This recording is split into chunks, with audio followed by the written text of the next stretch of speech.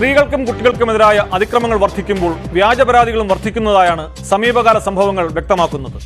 ഇതിൽ ഏറ്റവും ഒടുവിലത്തെ ഉദാഹരണം എറണാകുളം വൈപ്പിനിലെ വളപ്പ് ബീച്ചിൽ വെച്ച് ബലാത്സംഗ ശ്രമം നേരിട്ടുന്ന കൊൽക്കത്ത സ്വദേശിയായ 19-കാരിയുടെ പരാതിയാണ്. പരാതി വ്യാജമാണെന്നാണ് പോലീസിന്റെ നിഗമനം. പെൺകുട്ടിയെ ബീച്ചിലെത്തിച്ച ഓട്ടോറിക്ഷ ഡ്രൈവറെ കസ്റ്റഡിയിലെടുത്തെങ്കിലും നിരപരാധിയാണെന്ന് കണ്ട് പോലീസ് വിട്ടയച്ചു.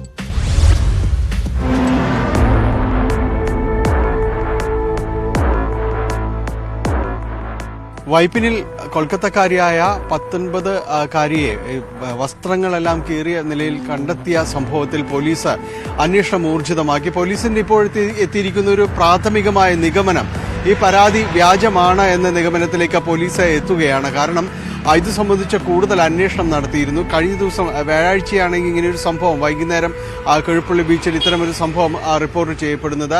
ഈ പെൺകുട്ടിയെ വസ്ത്രങ്ങൾ കീറിയ നിലയിൽ കണ്ടെത്തുകയായിരുന്നു.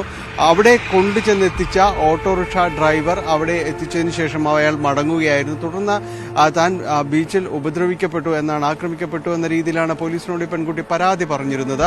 ഇത് സംബന്ധിച്ച് ഞാറയ്ക്കൽ പോലീസ് കൂടുതലായി അന്വേഷണങ്ങൾ നടത്തിയിരുന്നു. ഈ ഓട്ടോറിക്ഷ അതോടൊപ്പം തന്നെ ഓട്ടോ ഡ്രൈവർ ഇത് ഓട്ടോ ഡ്രൈവറെയും കസ്റ്റഡിയിലെടുത്തിരുന്നു. ഇയാളിൽ നിന്ന് കൂടുതൽ വിവരങ്ങൾ പോലീസ് ചോദിച്ചറിഞ്ഞപ്പോൾ ഈ പെൺകുട്ടിയെ ബീച്ചിൽ എത്തിക്കുകയായിരുന്നു.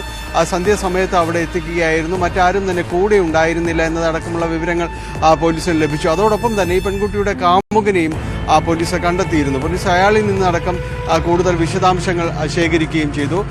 പക്ഷേ ഇതൊരു പ്രണയ നൈരാശ്യത്തിന്റെ ഭാഗമായി ഉണ്ടായ ഒരു കാര്യമാണ്. കൂടുതൽ ഒരു സഹതാപം കാമുകളിൽ നിന്ന് കിട്ടുന്നതിന് വേണ്ടി പെൺകുട്ടി ചെയ്ത ഒരു കാര്യമാണ്, കരുതിക്കുട്ടി ചെയ്ത ഒരു കാര്യമാണ് എന്ന രീതിയിലാണ് പോലീസിന് ഇപ്പോൾ ലഭ്യമാകുന്ന വിവരങ്ങൾ. കാരണം വൈദ്യപരിശോധനയ്ക്ക് അടക്കം പെൺകുട്ടിയെ വിധേയമാക്കിയിരുന്നു. ഏതെങ്കിലും രീതിയിൽ ഈ പെൺകുട്ടിക്ക് ദേഹോപദ്രവം ഏൽപ്പിക്കപ്പെട്ടതായോ മറ്റൊന്നും തന്നെയും കാര്യങ്ങളൊന്നും തന്നെ ലഭിച്ചിട്ടില്ല. പ്രാഥമികമായ ചോദ്യം ചെയ്യലടക്കം പെൺകുട്ടിയും പൂർത്തിയാക്കിയിട്ടുണ്ട്.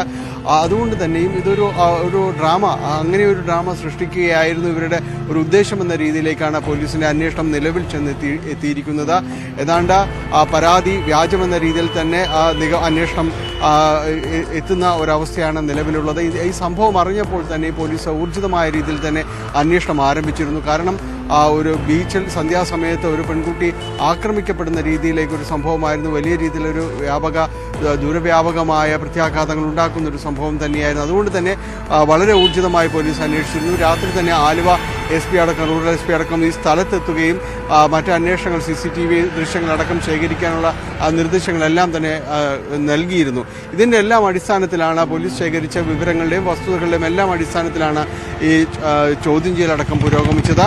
ഇതിൽ നിന്ന് ലഭിച്ച വിവരങ്ങളുടെ അടിസ്ഥാനത്തിൽ ഒരു പരാതി വ്യാജമാണ്, അത്തരമൊരു പരാതി അങ്ങനെ ഒരു സംഭവം ഉണ്ടായിട്ടില്ല എന്ന രീതിയിലേക്ക് തന്നെയാണ് പോലീസിന്റെ നിലവിലെ ഒരു അന്വേഷണം ചെന്നെത്തി നിൽക്കുന്നത്.